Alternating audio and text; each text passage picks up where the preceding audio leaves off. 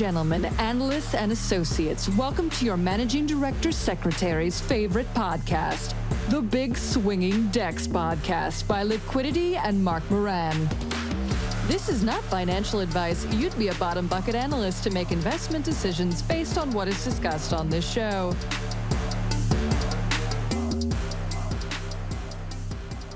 Are you done talking? Fuck it. We'll do it live. Let's fucking do it live. Do you know what that reference is from? Bill O'Reilly.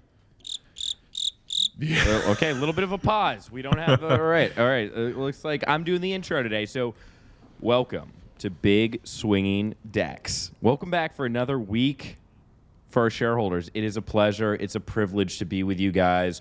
Right now, you've Mark on the mic. Lit, we don't know where he is. He's not responding right now yet. Lit, are you with us? Yes, Mark, I am. There we go. How are you today? What's going on? What's new? What's unusual? What's different?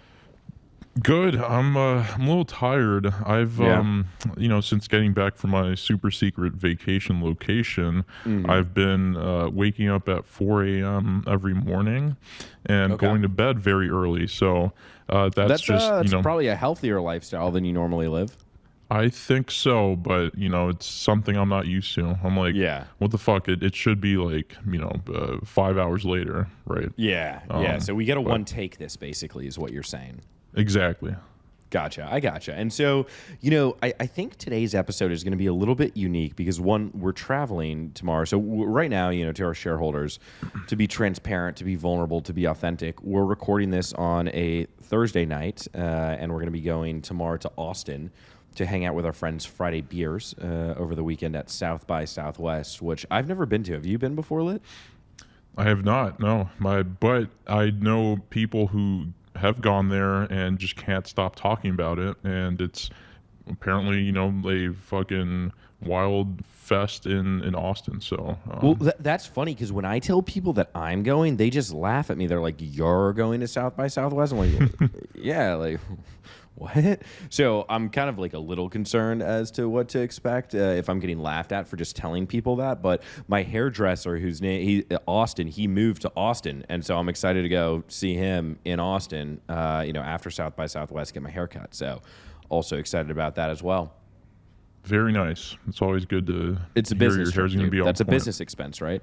For Trump's haircuts were business expenses. So can my haircuts please be business expenses? Please. Sure, we can. Perfect. You're on the record. So to our lawyers, we're gonna put that out there. So all right, cool, great, amazing. But I think this is going to be an interesting episode because it's funny. Like we started this podcast, relatively recently, right? And so we have all the data and the metrics and stuff to kind of go through and to figure out, the numbers of what does the best. And it's funny because sometimes I feel like the interviews are going to do better because in my head I'm like, why would anyone want to hear just you and I talk, right? Like you don't want to hear me talk half the time, and I can only imagine what everyone else feels, but except for my mother, shout out Deb, she's a solid shareholder for this. But people love when it's just us talking, right? But the thing is, people love to have us answer their questions because we're kind of the only two people who actually answer shit honestly and authentically on Wall Street culture. And so what did you do, what was it, about 90 minutes ago on Twitter in terms of what you posted? So I was like, you know what, I'm just going to post a tweet asking our followers to submit any questions that they want us to answer for them on the podcast, and we're just going to wing it, do it live as you said, and let's see what they get. So I did this on Instagram and Twitter, and the responses have been pretty stark between both platforms. It's so funny because we joke how bad at Twitter I was when I first I'm getting better. Let's be honest. Dude. Sometimes I come up with some bad. I don't know.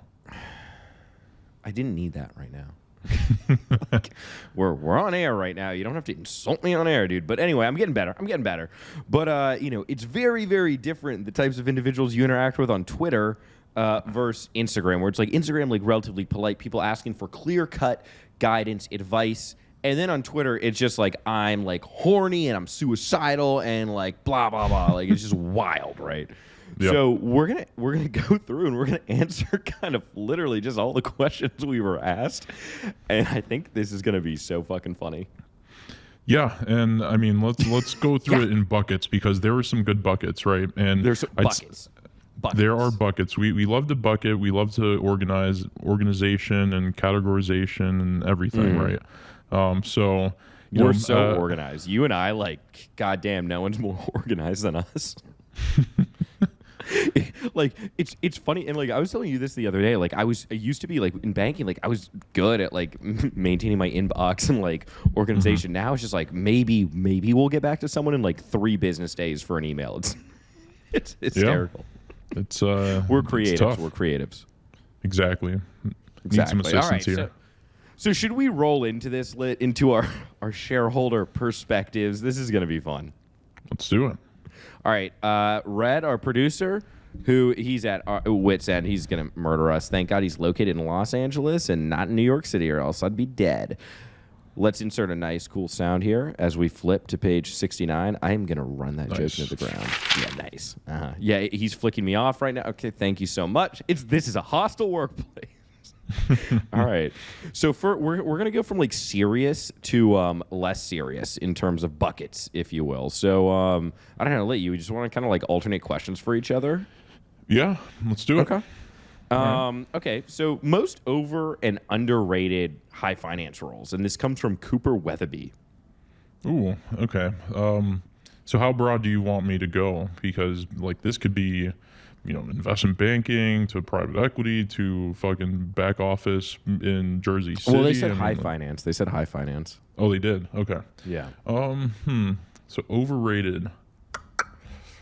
Fuck. This is going to piss off a lot of people. Look, I'm going to say something controversial. I think private equity is super overrated. Like, maybe back in the day it was, like, cool as fuck.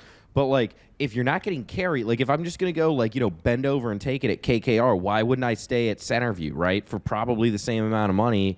It's not like you're getting equity at either place. I don't know. I could be wrong, but I feel like the gap has been closed a little bit. It could be a controversial opinion. Your thoughts, because you actually worked in private equity. Yeah, very controversial, Mark. I would say... I'm bold. How could I say something so brave? Look, I'm a proponent of private equity and VC. I'm a deal guy, right?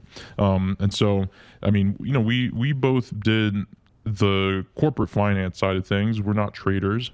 And so this next one's actually going to piss off the traders in the audience. So hedge funds, I think, are so fucking overrated. Okay. They don't add any value. They have like these obscure benchmarks, right? Oh, we're not correlated to the S&P or whatever. And they justify anyways to underperform the market. And it's like, hey, you're not literally like an alternative asset, right? You're not art. You're not. Yeah. It's like you can't even fucking match, like a Vanguard thing. Like, what the fuck? Yeah. It's like, risk adjusted returns, and then they underperform. What the fuck does that mean, dude? Like, if I have $1 billion, why don't I just put it into Vanguard instead of some like dipshit hat like 2 Sigma or 2 Ligma, whatever the fuck it's called? Yeah, no. So I mean, that's where I think like, hey, these people are they can make billions if they're taking large concentrated bets or things go the right way. But I don't know. I think they're overpaid, and it's just it could be the luck of the draw, or it could be the not luck of the draw, right? If you're like Melvin Capital and get fucked with GameStop. So, well, it's funny because like I totally agree with that, and like recently how I've become friends with Adam Wyden, and like he's someone where he was like, yeah, I used to have analysts, and he's like, I thought they were a fucking waste. It's like these kids come from like investment banking program, like they don't know shit about fuck, and then like I'm stuck doing the same thing, and it's like I think if you are a unique individual, you have a unique skill set that you can kind of go deep in on some company that's probably undervalued, underrepresented in terms of like equity research, shit like that there's unique things to go, like that's great. But for the most part, like, dude, like this whole and it's funny to me because like when you posted the hedge fund return thing the other day, maybe it was like a month ago or whatever, and like people are getting upset at you, right? And it's like, yo, like let's relax a little bit. Like it's just a job. End of the day, you don't have to justify your own existence. And like, first off, anyone who is replying to your story about you insulting a hedge fund, they're not the ones who are making the money at the hedge fund. They're making other people money in the first place. So, All right. Well, there you go. And I mean, it's like we're gonna make fun of every fucking We make fun of everyone, sector, including ourselves. Like, you should look at my Twitter if you ever think yeah. I don't make fun of myself. I've been getting assaulted on Twitter tonight. Jesus. Yeah, I mean, Mark, do you even get any bitches? Wait, hold on. I got way ahead of myself. So that's one of those last questions. We'll come get back there. to that one. We'll get there. And so to my mother who's listening, just Deb, turn it off right now. Okay, it's just a joke on the internet. Don't worry about it. Okay. All right. Well, actually, kind of a continuation though. Do you think sales and trading is a dying breed? Because it's like when you just have algorithms trading with each other, what's going to happen, right? Yeah, I mean, we're not making any friends with the traders and salespeople here right now. So. We're gonna lose some friends tonight. Yeah, I mean, look, I think that just goes back to, things are getting automated, and it's like, okay, but maybe the trading side is definitely like the one that's most impacted. Sales, I mean, I guess, yeah, like whatever way you think about it, it's definitely getting impacted. On the sales side, I mean, like, how many times are you going to take someone out to a fucking steak dinner or get some drinks or whatever, and like that's your competitive advantage to win business. Yeah, like it's like you're more of an alcoholic and you're more fun, so you get better deals. Yeah, it's like Mad Men, whenever that happened, and what was that, the 60s or whatever, so I don't know, it's definitely kind of archaic at this point. So everything's moving on to digital platforms. You got Web3, you got crypto, whatever. So, hey, like that's my take on it. Okay, I like that. So I also like this next question. So reflecting back to undergrad, would you still choose finance, IB, private equity as your career, or would you explore your interests / passions more? And I feel like that's a good one for you to do because I went directly to grad school right after undergrad. Yeah, I would that was a definitely deep breath. You just. I mean, the flight tomorrow is gonna be rough. I gotta say that one. Yeah, we need to wrap this up so we're not going straight to the flight from here. But we might as well. Yeah, but I mean, look, I would definitely do it all over again because just given where I was back in undergrad, I didn't have money, and I think investment banking is like the best way to make a fuck ton of money without like a really hard skill set like computer programming or science or anything like that. So I think, like, fuck it, I'll do it again. And I think that it's definitely set me up for a lot of things that, have laid out the foundation for my career, for, the most, broad, soft skill set and valuation, which I think, could be, extended to many things. So, yeah, I mean, I would definitely do it all over again. How about you? Yeah, like, would you go to banking again? 100%. I mean, like we've said in the past, like, I think it's the best training ground one could have. Like, I could have been a lawyer, and I look at my friends who are lawyers where it's like, they're just like, you're fucking like copying and pasting paragraphs from like previous documents to like create something, new for a client. And like, like we have experience with not calling anyone out, but sometimes things are not correct and people catch them despite paying a dipshit $800 an hour, right? And so it's just like, I think there's value in society that like you can learn how to create, right? And in a lot of service professions, you don't really know how to do that in the beginning, but I think banking is one that you have the most opportunity to be able to learn quickly, to kind of figure out one, who it is that you are, what it is that you want to do, but also like you learn most in life by doing things you don't like. And it's like, I don't know. I mean, we probably liked banking objectively like more than most people. Like our whole thing now is talking about banking, like we objectively like, enjoyed it. And I think it was a great experience that I wouldn't trade for anything. But I also think that, like our skill sets, we provide more value doing what we're doing now than what we did, at least for myself. Because like, as you know, like I wasn't a numbers guy. I was more a PowerPoint guy, right? But I do think that, for me, it was the best thing to do to start, because when I compare it to, say, being a lawyer, I look at some of my friends who it's like, in call it 4 years, the same experience that I had like was multiples more than what they had. And a lot of people then just switch out of law and then you're kind of starting at ground zero. So I really do think it's one of the best jobs, if not the best job, aside from like being a professional athlete, you can do coming out of undergrad. Very interesting. Okay. Well, yeah, that's a perspective that I don't have in terms of, having a lot of lawyer friends. Yeah. And like just thinking through the two career paths that could come from that. So very helpful, Mark. Thank you. Yeah, because that's how I approach it, and which it kind of leads to the next question. Someone goes, "What is the value of an MBA today?"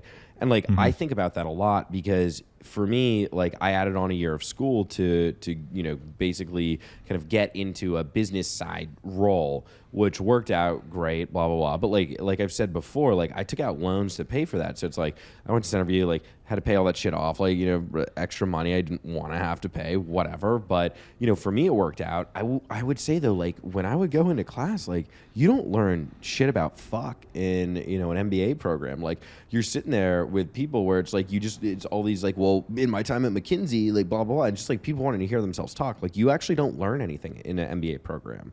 It's the whole networking experience. And so like if you go to a good enough school, which is same as like a law school, like if you're going to top law school, great, like the return will be good. But you go to top business school, great, but like use it for the network. That's where the value is. But like the actual education, not there. Right. Did you ever think about getting an MBA? No. I was like, look, not even like first year. First year what? Like in as an analyst. No, I was like, look, I wanted to just follow the path of these people that I saw on LinkedIn that did their analyst program, went to private equity, maybe went to a hedge fund or whatever, and didn't go to the MBA. I think like there were those private equity funds where it's like, oh, you go to Goldman Sachs, then you go to KKR, then you go to HBS, then you go back to KKR, and it's like, why would I do that? Like, why would I spend, whatever it is, $200,000-300,000 to network, and you're not really changing career paths. It's a big party basically. Very expensive party. Yeah. So, well, and I mean, and that's the thing too, though, because it's like education itself is changing when you think about it. Where it's like, I feel like we're kind of like the last, not generation, but like group almost of millennials where the educational pedigree matters so much. But it's like now, like you can learn more than like what I learned in grad school, in significantly less time, like actually applying yourself on the internet. And there's avenues to do that. So I think it's going to be very interesting to see where like MBA programs go in general in the future. Yeah, exactly. And okay, I think this is a good question. So do you feel pressure did you feel pressure from your friends or family to pursue prestigious jobs? I would say pressure in the sense of getting a respectable job. I wouldn't say like prestigious was something that was like, hey, we need you to get into investment banking or go into medicine or whatever. But it's like, hey, like, the value of education was definitely stressed. And I think to me, it was like, well, okay, what am I going to do with that education? And then I put it upon myself to say, okay, well, I want to make sure that I'm studying something worthwhile and going to get a return on it. So I'd say, you have people that go to college, they rack up a lot of debt, and they then have the debt hanging over them for 10, 20 years where they never pay it off and they die, and it's like, okay, that's the last thing I wanted. So going a little off tangent, but I think like my parents were just like, hey, look, the boilerplate, hey, your parents just gave you a boiler. They're like, they're let me go in the previous versions. Let's send the son this one. Yeah, hey, let's do what you love. Pursue. Did your parents refer to their relationship as a joint venture? No, my parents one of my in finance. favorite Bart Fox tweets. Yeah, that's definitely a banger. We need to get Bart Fox on the podcast one day. Yeah, can we get him on? And wait, and then Lit, we can tell a story about the picture. Yeah, that's for a later date. Okay, the picture of Bart Fox, who that actually is, we will tell on a different episode. So stay tuned. Sorry. All right, Mark. So let's keep going on this one. Okay.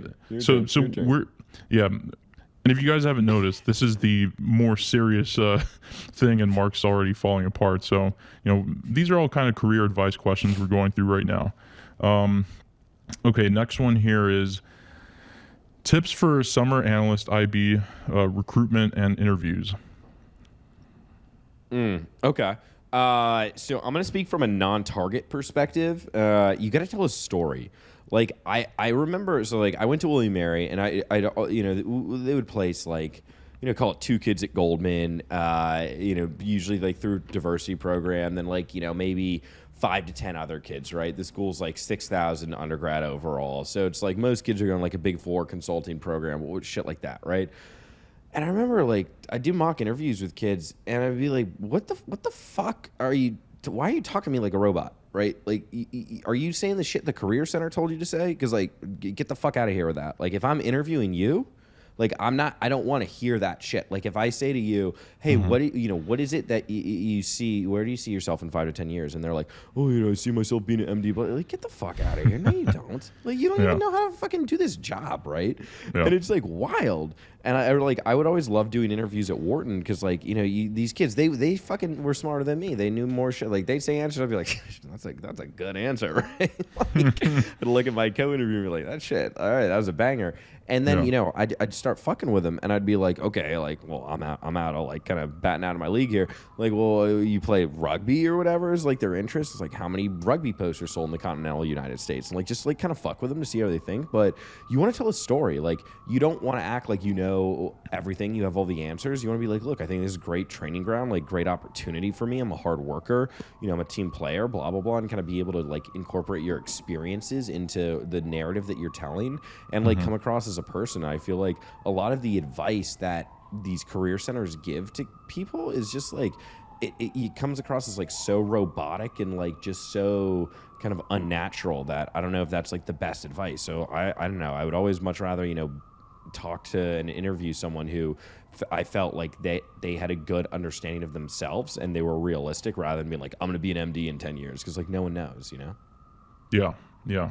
Well, I mean, yeah, and I think like there are people who are in college and kind of pressured into just following the herd, which I guess I should just be saying like that's what I was, that's where I was when I was going through recruiting. And yeah, I probably was that kind of a person that you're saying like, hey, I want to be an MD in 10 years and whatever, and just like saying whatever needed to be said to get the job. But at the same time, I didn't really know exactly what I was getting into. And so it's, like in retrospect, it's definitely like actually consider like why you are applying to this, get a good story, and like, okay, what, like you want to, I don't know, lay down a solid foundation of finance, understand valuations, and understand strategy and stuff like that. It's like, okay, it shows you're analytical or whatever. And but then like on the personal side too, just stand apart. Don't sound like another robot.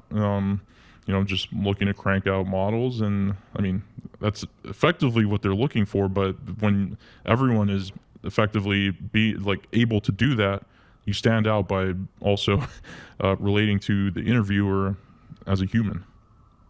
Yeah, like I'm gonna be honest with you. So, all right, flashback to like this would have been January of 2016.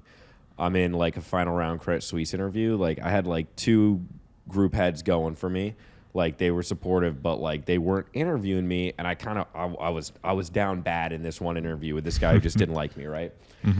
And like he's like, name a good business model. He's like, what businesses are you excited about? I go, I'm really excited about Waze, because we had just done a case study on Waze. He's like, well, Waze isn't a business. I was like, well, it actually is a business.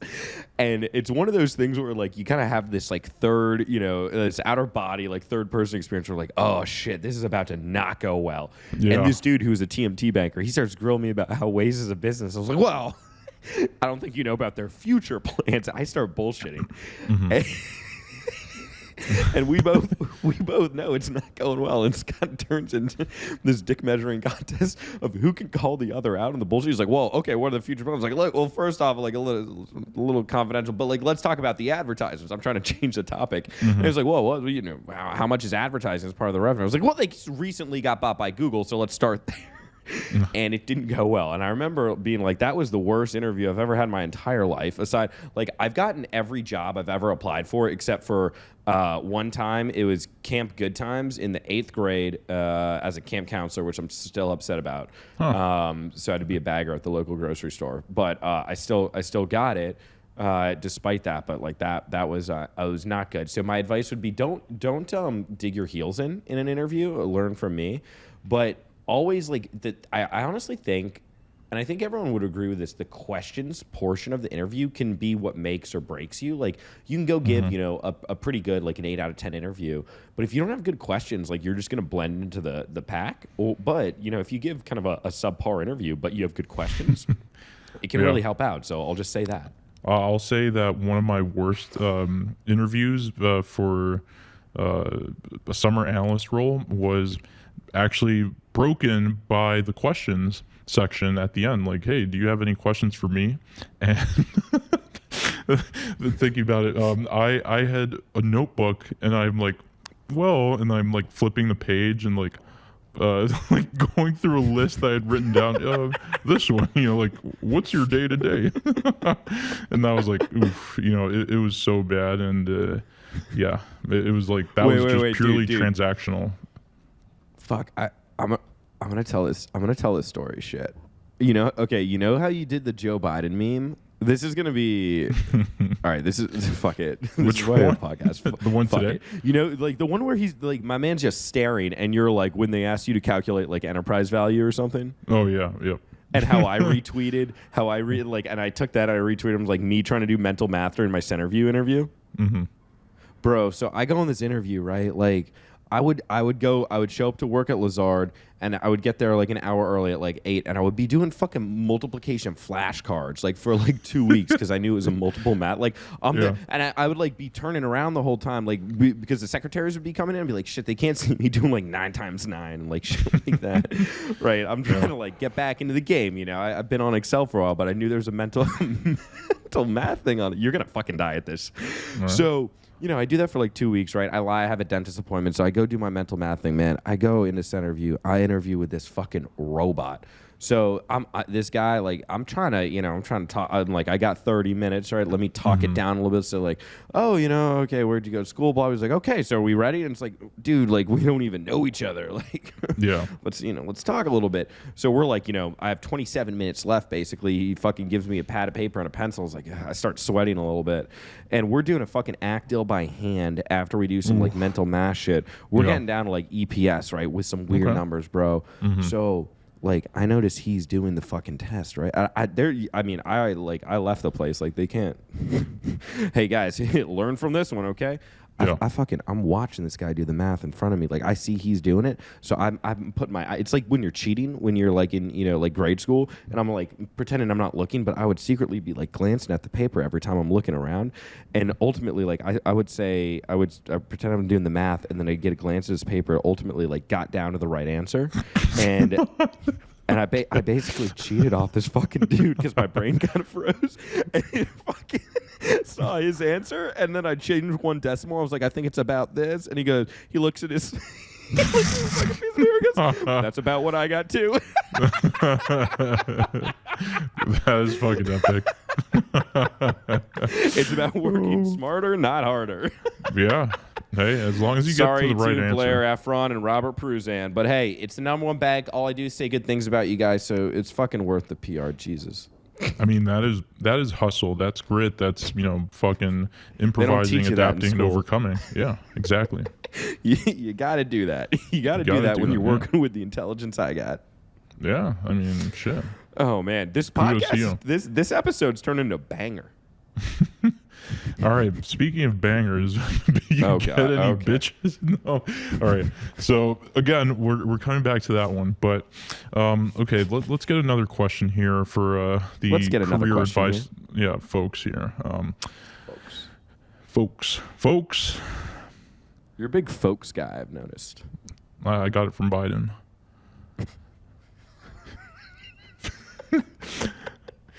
Okay.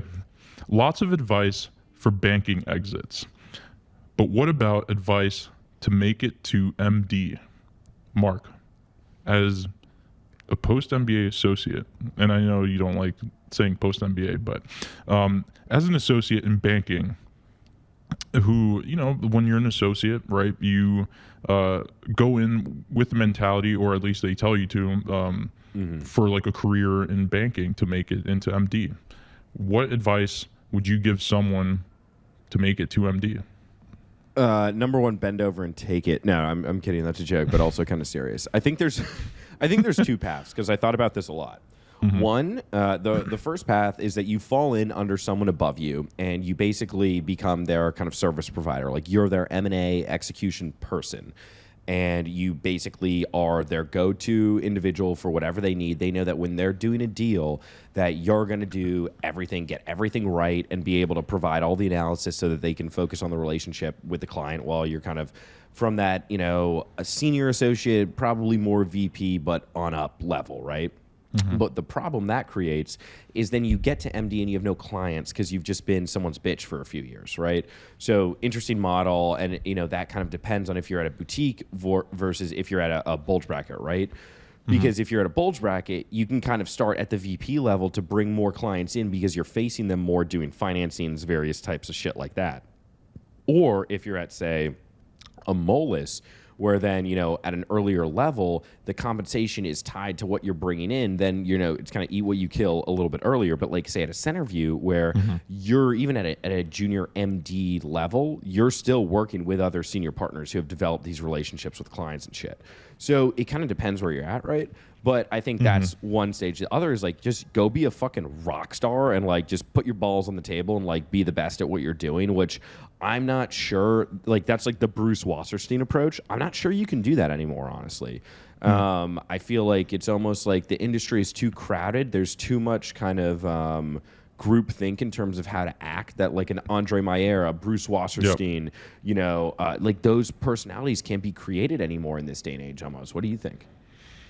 Yeah, I think that, as you said, it's definitely a crowded space, and the people that I've seen personally, at my time in banking, they found like their mentor, right? Like, for example, there was a fintech associate at the time who is now an MD. And I mean, not to give a sort of sense of like timing on just like how many years passed to do that, because it was actually a pretty expedited promotion process. But this person essentially just became like the right-hand guy for this MD who owned a niche, and that niche was that's a great point. A niche, owning a niche, right? Yeah, and so like fintech was one, and it was like, okay, I'm gonna be the fintech guy. I'm gonna fucking read everything about fintech, do the most market mapping, and develop like a Rolodex of these clients to reach out to, or like startups that might eventually grow to the size of needing a investment bank to help advise for whatever, and so I think that really like earned the trust of the MD, and like they did everything, and it was like, hey, like, I mean, yeah, if you look at it the worst way, it's like that he was basically the MD's bitch, but I mean, that really just led to favorable treatment, and just like being treated as someone, who the MD could rely on. And I think that just made life much easier for him. And look, I mean, like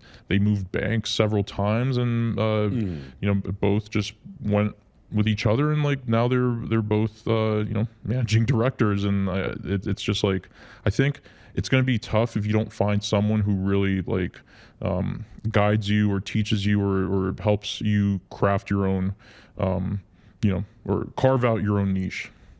Yeah, and I feel like for me personally, like I remember, like I almost felt like when I went to Lazard, like I got kind of like sold like a bill of goods that wasn't true, because it's like, you know, everyone preaches like this mentorship aspect, and like banking is an apprenticeship, right? Like you have to be around good senior bankers to learn from them. And like I remember being at Lazard, and just like no one gives a fuck about like the junior bankers here. Like no one cares. So like why the fuck am I going to waste my life like working for these people that it's like, you know, they don't give a fuck. And then at Centerview, it's like, you know, people cared more, right? But it's still banking. Like it's end of the day, like you're out for yourself, right? But it was funny because it's like it takes like a very unique senior banker to kind of take time to mentor a junior. And I feel like those that were good at that, like they're like the top of the top bankers. Like I know the ones at Centerview that I can think of off the top of my head, like they've created great bank. Like one guy who like I know listens to this podcast, like we fucking hated each other when we worked together. He's gonna be like one of the best bankers that like there's ever been created, because like the mentors that like he had, we had, whatever. But it's like you almost don't have that, I feel like, at a place like outside of a Centerview, or like a, you know, a Catalyst or a Rain Group, or, you know, Allen and Co, whatever. Like it's almost kind of like, I wonder if there is a next generation of superstar bankers in the future, and I don't know any, right? Yeah.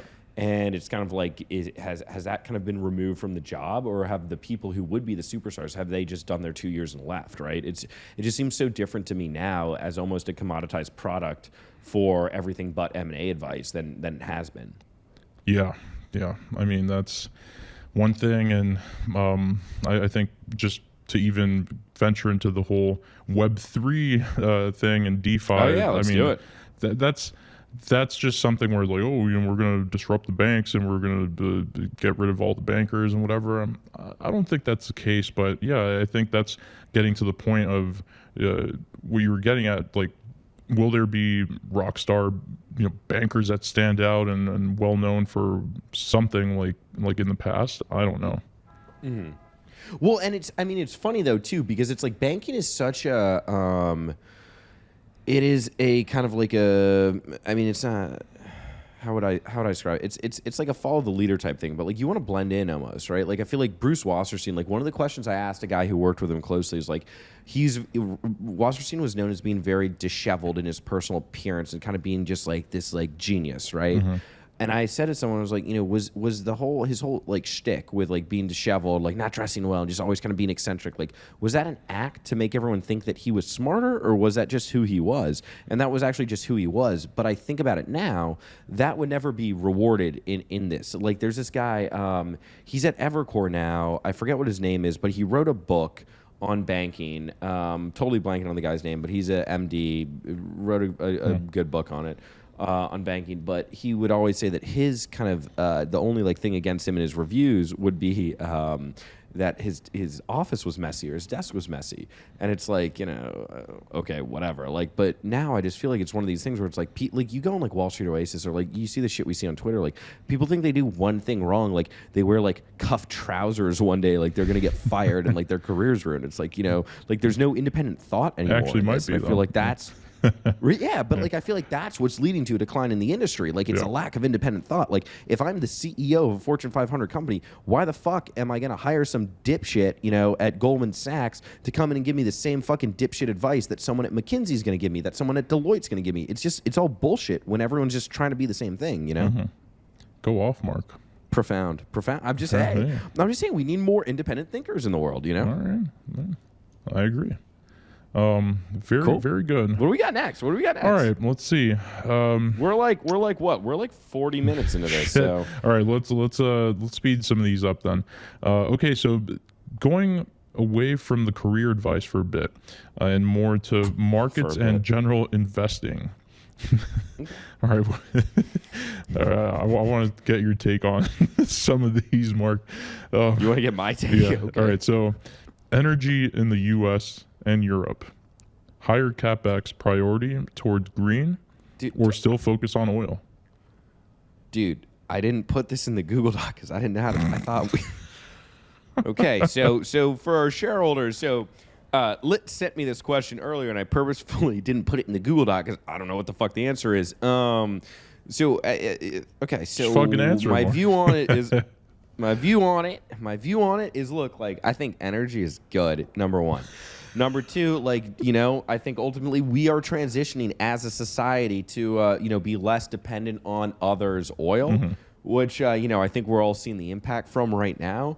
But I'm a fan. Like, I'm big on ONG Twitter, so, like, I'm a fan of all that stuff. Look, it's a lot of people's lives and all that. Yeah. And I think we should support them, but, I think we should be open-minded and just we should all put our heads together, figure it out. What do you think? Yeah, I mean, I wanted to ask that question, even though you you omitted that one, because you were once Mark Gasman Moran. So I felt that you owed it to ONG Twit to and you know what, Lit? I feel like it was just yesterday when people were like, Mark or Gasman, depending on how they know me, when is oil going to hit $100 a barrel? And you know what? I kept saying like January. Huh. And look at us now, man. It's crazy. The times we live in. Yeah. Well, just to answer that question, since you flipped that back on me. Yeah, you like that? Yeah. I don't fucking know what this question was trying to get at. It's like, you got to do both, right? Put it in there. It's like, you need to obviously prioritize green energy, solar, wind, etc. But like this fucking very moment, we have to figure out how to exactly, like as you said, reduce our dependency on foreign oil. And so, that's definitely some near-term capex that I would assume would be dedicated for this. But I think that's just like for special wartime or pandemic-related type situations. And I mean, it's underweight that and overweight green investments. So I will leave it at that. Too much thinking here. I agree. And one thing that I wanted to add that I just remembered now. So our guest last week, Bill Keenan, one of my boys who I went to business school with, who was in the same group as him, he sends me this text, and he goes, "That guy's an absolute legend.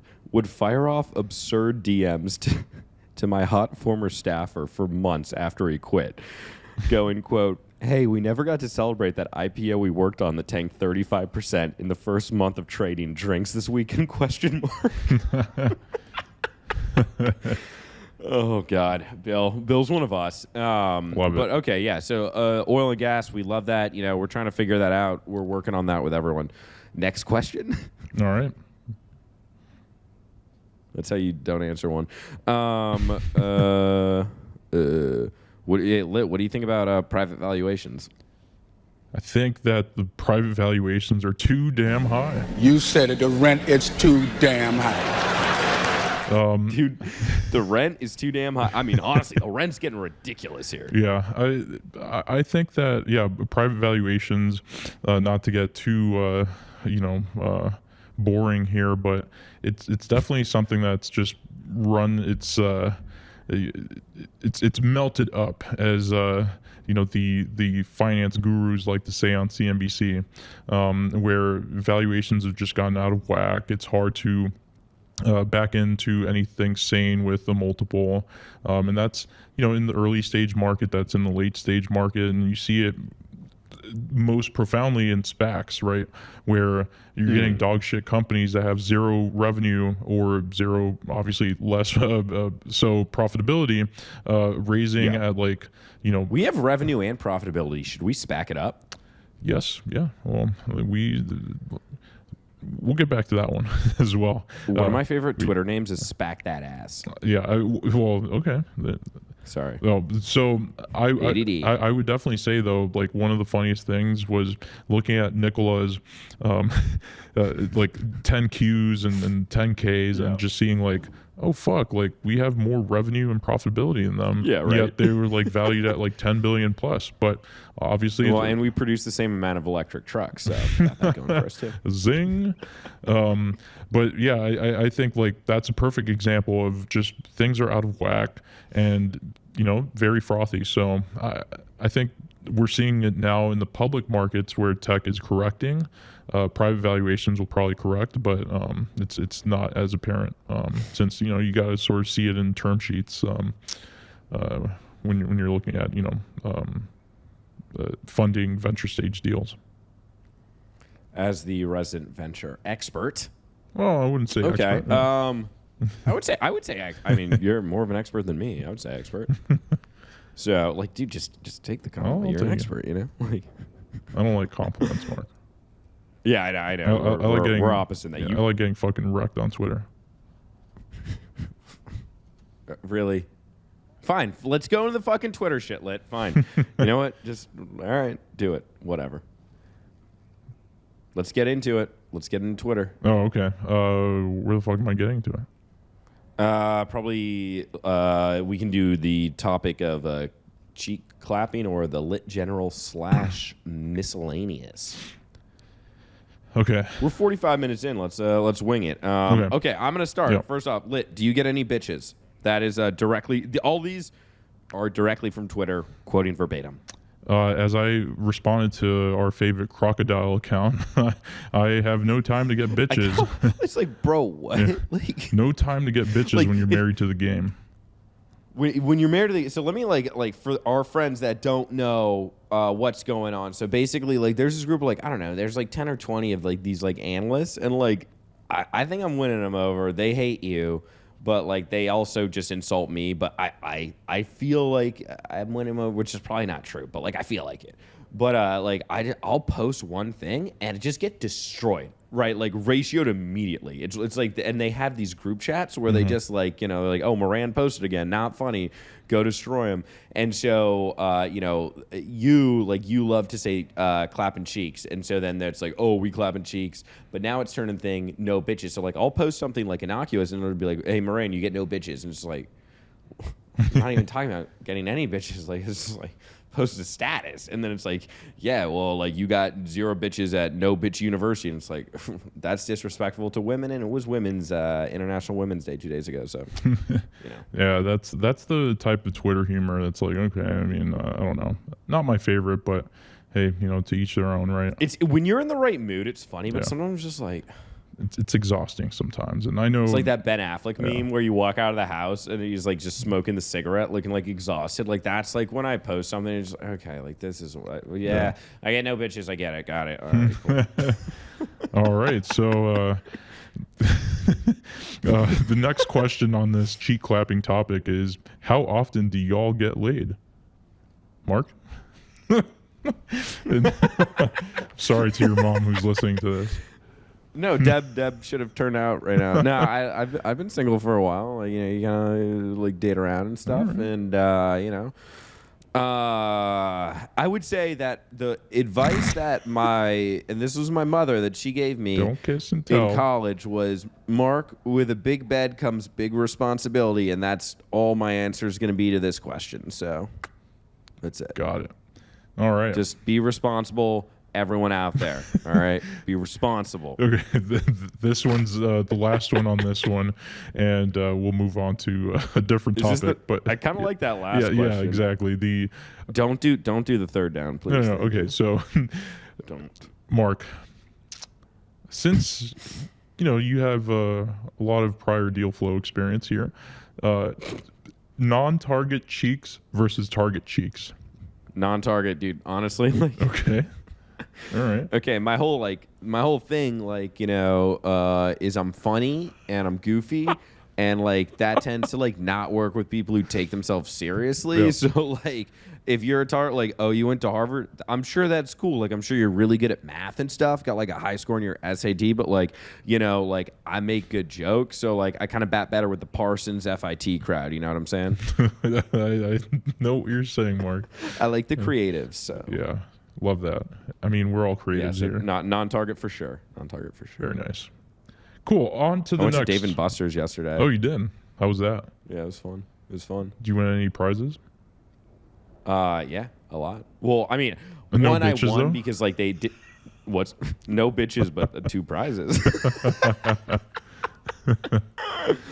Oh my god, I love it. I love it. All right. Let's wrap up. Let's go back into general. So now I'm gonna take over. Actually, this is a question I want to know for you. So when people ask like what you do, what do you say? That too depends on my mood, because sometimes I will say, I run a meme page, and people are like, wait, what? I'm like, yeah. And when you say that, are people like, okay, you're still allowed within 200 feet of the playground, or get away from my children? Yeah, no, I'm allowed, but Okay, all right, cool. I'm not. So, just asking. Yeah, I do not say VC, which was part of that question, okay, because I'm not in VC. I sometimes the easiest one, just given that like when I'm with most of my friends who are also in finance, say, oh, I work in finance. I'll just say I work in finance, and then that person's like, oh, gee, very cool, whatever. And then it's like, okay, like I don't want to fucking talk about this anymore. Like, let's just get moving, because icebreakers are like the worst, and I fucking hate them. So what do you say? I usually just start laughing and be like, okay, are you ready for this one? And because like I have to explain it of like having like been a banker, then going on reality TV, and depending the person, like sometimes I'll mention the reality TV, sometimes I won't, and just like depends who it is. But I mean, it's funny because it's like when someone understands and like they're aware of it, like it makes total sense. But like I find like explaining like I have an aunt, like she like has a goat farm in Oregon, like she didn't get shit about fuck of what we're doing, right? Nor does she care. So it's just like, well, I like make memes on the internet. She's like, yo, you make the cartoons? It's like, well, and it's like, where do I even go? And it's like, I'm not even the one that makes the memes, right? Yeah. Like, it's like, that's you. So it's funny. But actually, a question for you that's not on here. So for you, like when you think, because you just said, oh, I don't think of myself as like VC, but say, let's call it like 18 months, 24 months, so 2 years in the future. Do you see yourself as doing more VC stuff or more? Because like I personally consider like what I do here media, and like I feel like you're borderline like media, finance, and then VC, and I feel like, but you're trending more the VC side. Like, where do you see yourself in 2 years? Oh fuck, yeah, that's that's like a an good interview question. Yeah, yeah, you like that shit? Yeah. Yeah, I would say I like to do both, because obviously the media is fun as fuck, right? Like cranking out memes, putting out the newsletter, and like informing people. And I think like that's definitely something that it's fun. I can't put it any differently. And, it's so fun. And it's so and fun. I think like a lot of people realize that, and it's like, oh, this is a welcome kind of voice in a space where everyone's kind of sold out, or it's like just not what people view as authentic. We have a niche, so like it works. You know? And so like that's obviously something that I think is where I obviously still see myself in a few years, but also just doing more on the venture capital side, where I said I don't do VC right now because I'm not a VC formally. It's more like just on angel investing type things, where it's like, okay, that's a little different, but I'd say maybe, like later in the year or next year or in 2 years, like there very well could be a Litquidity Ventures, and that's something that excites me. I like, as I've said before, like I was a TMT banker, and tech was something that I liked as an investment banker, and like being able to actually help startups and be on top of like what's new, what's coming out.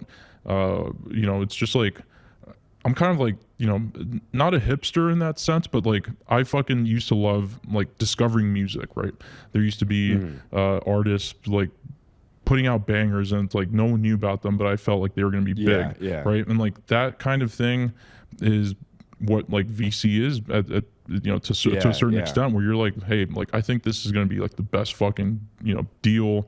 It's going to be a company that's going to revolutionize everything. It's like if you found the next Uber or the next Coinbase or the next Facebook or whatever, like there's there's thrill in that. And I mean, if you can marry shit posting and memes and investing, like that's kind of, where I would ideally like to see myself in a few years.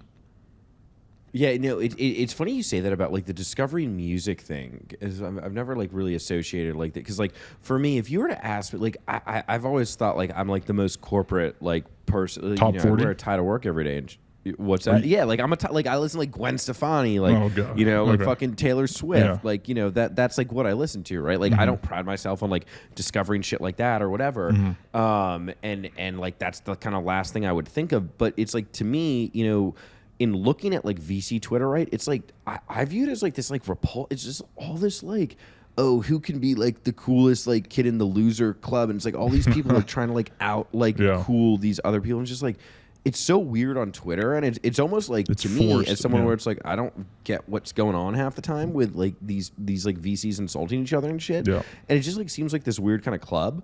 And that, like, for the whole VC thing, like, like we've invested in some companies together. It's like I would never invest in a company that you weren't invested in, because I view like your, kind of decision-making process is better than mine when it comes to this.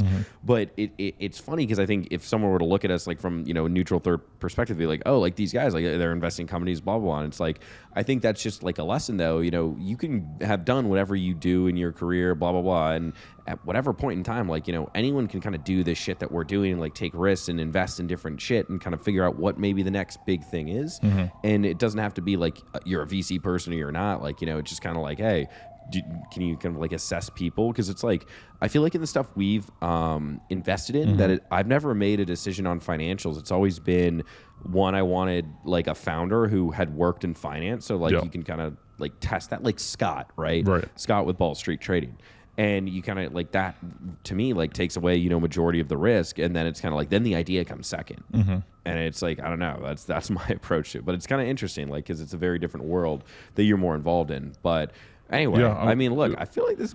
I'll say just to close out that point on like the VCs trying hard, and it's kind of cringe when they're making fun of each other. I mean, FinTwit has that same thing where you have, but they're like 22. They don't know better. Yeah, well, I'm defending FinTwit for once. Oh, there you go. But like, even though I get no bitches. Yeah, no. See, like those people, right? Like, oh, you got no bitches or whatever. It's like they have their own inside jokes. Everyone has their own inside jokes. Like, I know. We have our own inside jokes, and it's like, I think like it's funny when like I know the people who are you're probably referring to. It's like, okay, like they're inside jokes, but then there are the people that like really force like, like the self-storage guy. Yeah, I mean, he's not a VC, but like, that's a different type. That's like that's hustle porn Twitter, where it's like, you should fucking diversify your income streams into. Yeah, it's like, oh, you celebrate Thanksgiving? I don't, because while my enemies are eating turkey, I'm fucking buying, self-storage units in Myrtle Beach. And here's a thread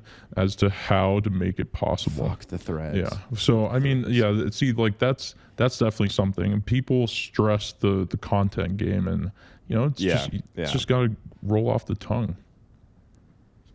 Yeah, you know what? I mean, look, honestly, sometimes a thread never sounds as good as just saying to someone, you get no bitches. Yeah, that's true. And with that, honestly, like this has been I feel like this is a very good conversation for the shareholders to listen to. And you get no bitches.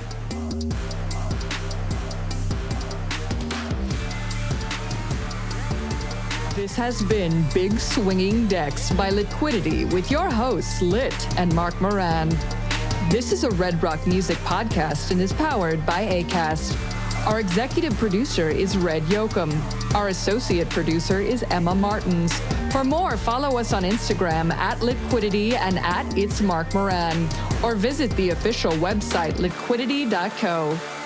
So tune in weekly to your managing director secretary's favorite podcast, available wherever you listen to podcasts.